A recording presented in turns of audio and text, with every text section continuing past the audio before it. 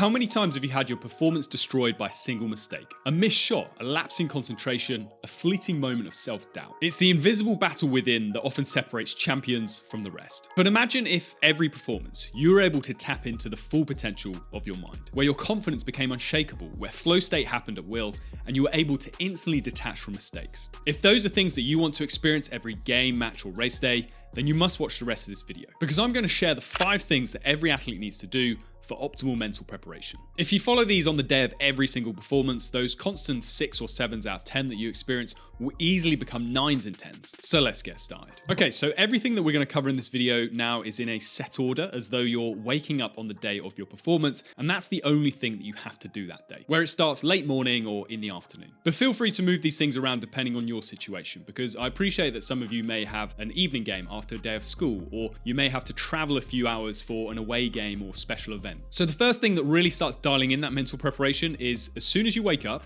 go for some shower visualization. Now, with a lot of the athletes I work with, they can find visualization quite difficult to do because they get very restless when trying to do it. It's hard to sit still and truly find a comfortable position, and then your mind starts racing onto so many different things. So a great way of overcoming this is to hack the environment of a shower to make your visualization truly effective. Because if you think about it, the shower is a closed private space. It's free from distractions. You've got the white noise of the running water and also the feel of it on your skin, which can help put you in a relaxed state, which is super key to open up your mind to suggestibility and therefore be able to form crystal clear images of what it is that you want to do on the court, pitch, or track. And also, unlike when trying to visualize when sitting still, where there's a lot of fidgeting and restlessness that can intrude, the act of showering provides a natural rhythm for your body. As you wash your body in the typical order that you do, your mind can just effortlessly focus on visualizing successful movements and actions for your upcoming performance. So during those times that you naturally close your eyes to stop shampoo getting in them, that's a golden opportunity to run through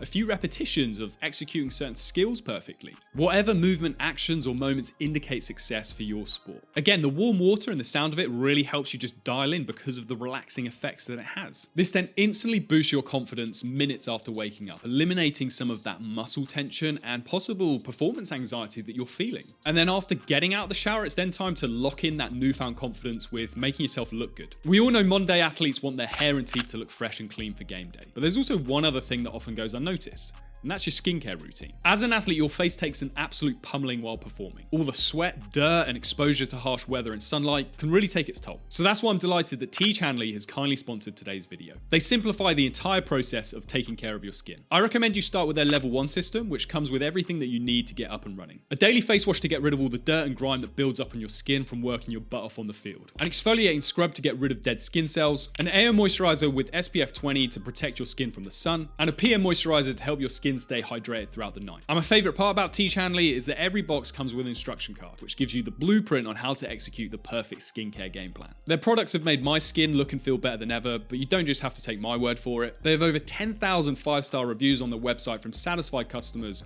all around the world. This isn't something you want to put off because prevention is key. Just like your favorite athletes take a very proactive approach to recovery to prolong their careers, you need to take a proactive approach to taking care of your skin before any signs of damage and aging emerge. And because T. Hanley is sponsoring this video, they're offering you an amazing deal. Just click the first link in the description to get 40% off your first skincare system and a free gift. Plus, as a member, you'll also get 20% off for life. One of their new gift options is this awesome silicone body scrubber, which has a $20 value and is a complete game changer. Once you use one of these, you'll never go back to using a regular loofah ever again. So don't wait any longer, click the first link in the description to get your skin ready for game day. And so after freshening up your body, mind, and face, it's now time to make what you visualized more concrete. And that's why the next thing is setting your performance intentions. This might be the mental tool that I've spoken about most on this channel, and that's because it's so easy to use and so effective.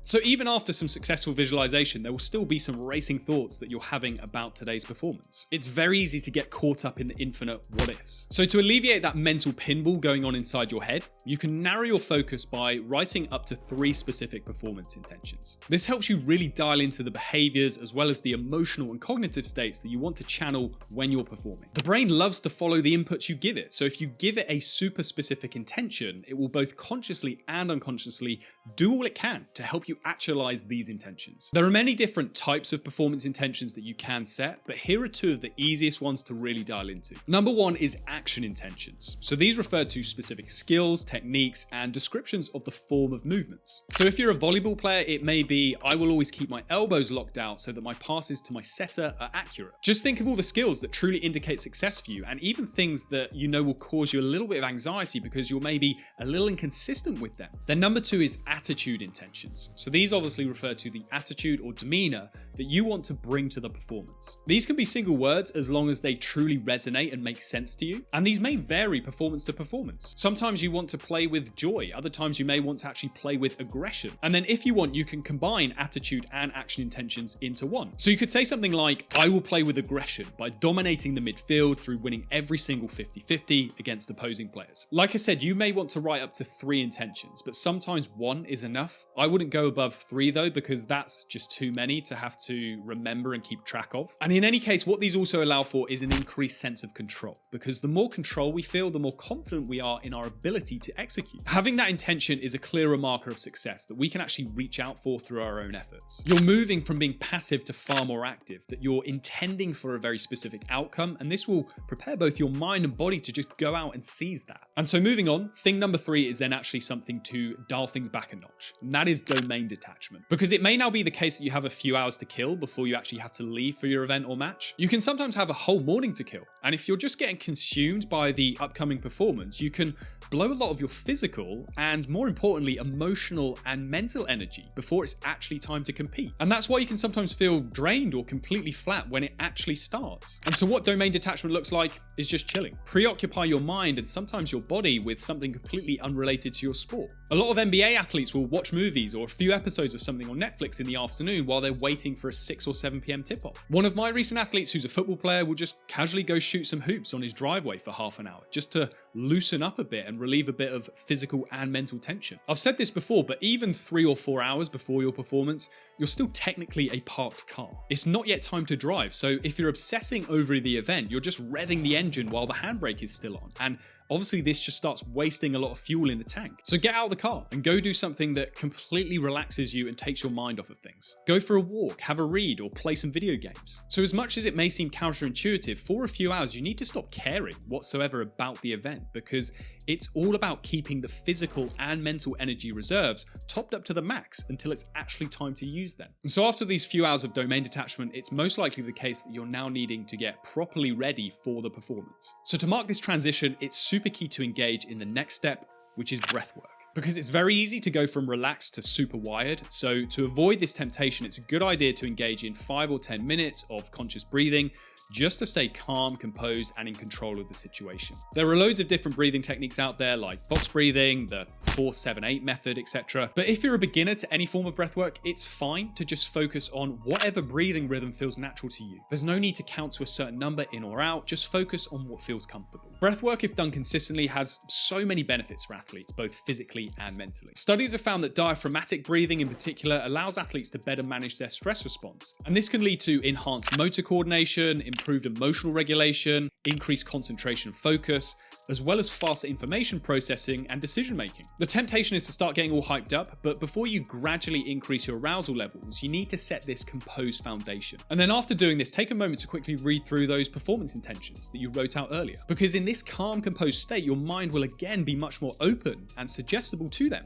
which in turn will maximize your chances of actually living them out. Then after this, thing number 5 is where things start dialing up. And what best helps this is listening to your pre-game playlist. And depending on how you feel on the day, one thing I recommend is having a couple of different playlists. One known as your upper playlist and the other your downer playlist. So the upper playlist is all about songs that elevate your arousal levels and get you hyped up in that more aggressive and in-your-face confidence style. Then the downer playlist is all about songs that decrease your arousal levels if you find that they've gone too high before the performance actually starts. This can also increase confidence, but it's that more composed, self-assured, and laid-back confidence that you're going to get the job done. Some days you might flick between the two, and for some sports, one may be more appropriate than the other. But in either case, what the pre-game playlist does for you is psychological priming. So music is a literal cheat code to instantly change our entire demeanor. It can unlock the exact emotional state that we want to embody. And another huge underrated benefit of the pre-game playlist is enhanced focus. So I've said this before in other videos, but this playlist should only contain songs that you listen to on performance days, because a carefully curated playlist can serve as a form of